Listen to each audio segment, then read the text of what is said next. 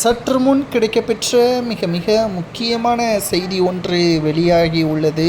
திராவிட முன்னேற்றக் கழகத்தில் தற்பொழுது புதிய பதவியை கேட்கும் உதயநிதி ஏற்கனவே அமைச்சராக, துணை முதலமைச்சராக பதவி உடனுக்குடன் வழங்கப்பட்ட நிலையில் குறுகிய காலத்தில் தற்பொழுது இளைஞரணி செயலாளராகவும் பணியாற்றி வருகிறார் திமுகவில்.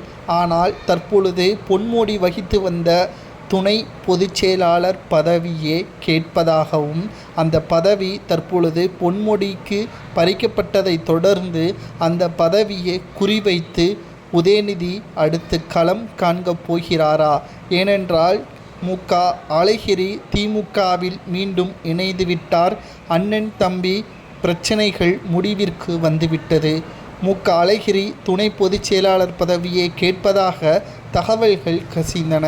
உடனடியாக திமுகவின் தலைமைக்கு கடிதம் ஒன்றை எழுதியுள்ளார். திமுகவின் துணை பொதுச் செயலாளராக தான் வருவதற்கு ஆசைப்படுவதாகவும், அந்த துறையில் சிறப்பாக செயல்படுவேன் என்பதையும் அந்த மனுவில் குறிப்பிட்டுள்ளார்.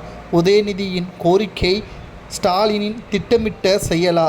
வாரிசு அடிப்படையில் உதயநிதி அடுத்த கட்ட திமுகவின் தலைவராக பொறுப்பேற்பதற்கு இந்த செயல்பாடுகள் நடைபெறுகிறதா என்ற பல்வேறு விசாரணைகளும் தமிழ்நாட்டின் ஊடகங்களிலும் சமூக வலைதளங்களிலும் நம்மால் பார்க்க முடிகிறது. பொன்முடி பதவி பறிக்கப்பட்டது சரியாக இருந்தாலும், அந்த பதவிற்கு கட்சியில் அடிப்படை உறுப்பினராக இணைந்து கட்சிக்காக அயராது பாடுபட்ட நிர்வாகிகளுக்கு கொடுத்தால் சரியாக இருக்கும். ஆனால் உதயநிதி குறுகிய காலத்தில் இளைஞரணி செயலாளராகவும், எம்எல்ஏவாகவும், அமைச்சராகவும், தற்பொழுது துணை முதலமைச்சராகவும் பொறுப்பேற்றுள்ளார். அடுத்து திமுகவில் துணை பொதுச்செயலாளர் பதவி கேட்பது பரபரப்பை ஏற்படுத்தியுள்ளது. உதயநிதியின் இந்த திட்டம் ஸ்டாலினின் பதவியை கைப்பற்றுவதாகத்தான் நம்மால் பார்க்க முடிகிறது.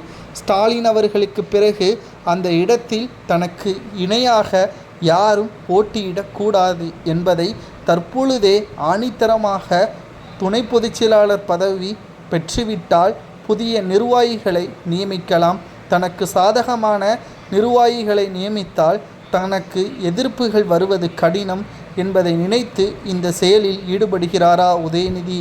உதயநிதியின் கோரிக்கை ஸ்டாலினால் ஏற்றுக்கொள்ளப்பட்டால் நிச்சயம் அது குடும்ப அரசியல் என்று பலரும் கூறுவார்கள்.